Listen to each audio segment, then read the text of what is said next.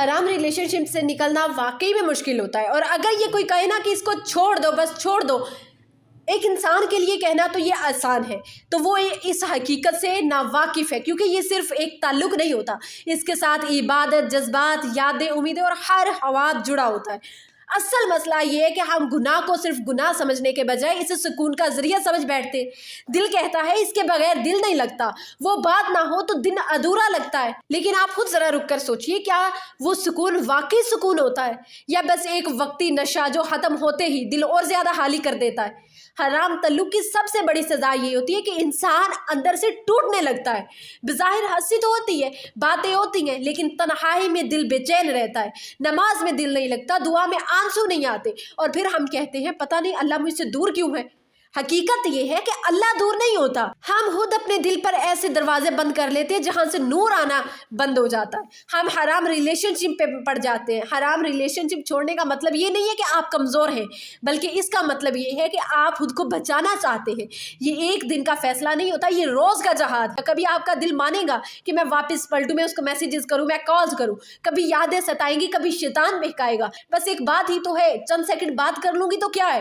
اسی لمحے اپنے آپ سے سوال کریں، اگر یہی تعلق پاک ہوتا تو کیا مجھے اسے چھپانا پڑتا؟ کیا مجھے اللہ سے نظریں چرانی پڑتی؟ اللہ نے حرام قرار دیا، اس لیے منع نہیں کیا کہ وہ ہم سے ہماری خوشیاں چھیننا چاہتا ہے، بلکہ اس لیے کہ وہ دل ٹوٹنے سے بچانا چاہتا ہے۔ اس کے حکم کے خلاف ہو، وہ آخرکار انسان کو تنہا ہی چھوڑ دیتا ہے۔ اس میں دل ٹوٹ جانا، بدنامی، عزت کی نیلامی، یہ سب کچھ ہوتا ہے۔ اگر آج آپ کے لیے مشکل ہے تو یاد رکھیے، اللہ کے لیے چھوڑا گیا ہر نشہ اللہ اس کا بدلہ ضرور دیتا ہے۔ آہستہ آہستہ حرام ریلیشن شپ سے نکلے، خود کو الزام نہ دے، بس اتنا کہے یا اللہ میں کمزور ہوں لیکن میں تیرے حکم کے ساتھ کھڑا ہونا چاہتا ہوں۔ جو دل اللہ کے لیے ٹوٹتا ہے نا، اللہ اسی دل کو سب سے خوبصورت طریقے سے جوڑ دیتا ہے۔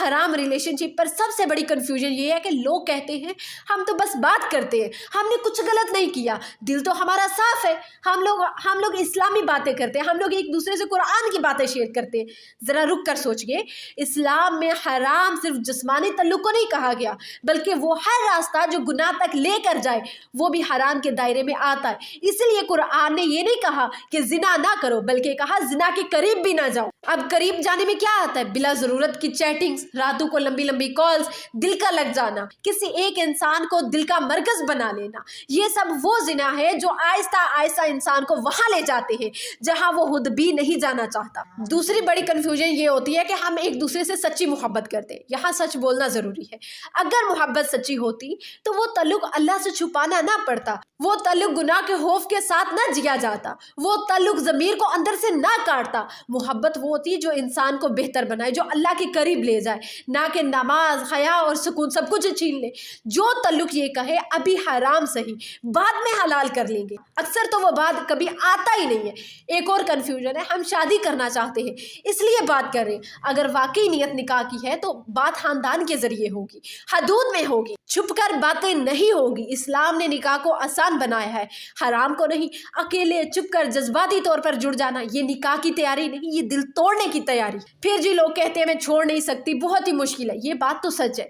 حرام رشتہ چھوڑنا آسان نہیں ہوتا، کیونکہ اس میں عادت بن چکی ہوتی ہے، دل اٹیچ ہو چکے ہوتے ہیں، انسان خود کو خالی بھی محسوس کرنے لگتا ہے۔ لیکن یاد رکھیے، جو چیز اللہ کے حکم کے خلاف ہو وہ جتنی دیر رہے گی اتنی ہی دیر آپ کا دل زخمی کرتی رہے گی۔ ایک بہت ہی اہم بات ہے، حرام رشتہ صرف دو لوگوں کا گناہ نہیں ہوتا، اس کے اثرات پورے انسان پر پڑتے ہیں۔ عبادت میں خشوع ختم ہو جاتا ہے، دعا میں اثر نہیں رہتا، دل ہر وقت بے چین رہتا ہے، غصہ، حسد، انسیکیورٹی، خود سے نفرت، اور پھر ہم کہتے ہیں پتہ نہیں زندگی میں برکت کیوں نہیں ہے۔ تو اسلام ہمیں یہ نہیں کہتا کہ تم نے گناہ کیا اب ختم، اسلام کہتا ہے لوٹ آؤ، لوٹ آؤ میری طرف، توبہ استغفار کرو۔ اللہ ان لوگوں سے محبت کرتا ہے جو گناہ کے بعد بھی اپنے رب کو نہیں چھوڑتے۔ حرام چھوڑنے کا مطلب یہ نہیں ہے کہ آپ محبت کے قابل نہیں ہیں، بلکہ اس کا تو مطلب یہ ہے کہ آپ اپنی عزت، اپنے دل اور اپنے آخرت کو بچانا چاہتے ہیں۔ دیکھیے، ہر وہ تعلق جو اللہ کے بغیر شروع ہو اکثر آنسو پر ختم ہوتا ہے، اور ہر وہ فیصلہ جو اللہ کے لیے لیا جائے وہ وقتی تکلیف دیتا ہے لیکن دائمی سکون دے جاتا ہے۔ اگر آپ کنفیوژن میں ہیں تو بس ایک دعا کریں، یا اللہ مجھے وہ چھوڑنے کی ہمت دے جو تو نے منع کیا ہے، اور وہ عطا کر جو میرے لیے پاک، محفوظ اور بہتر ہو۔ یقین مانیے، اللہ دل توڑ کر نہیں، دل بچا کر انسان کو آزماتا ہے۔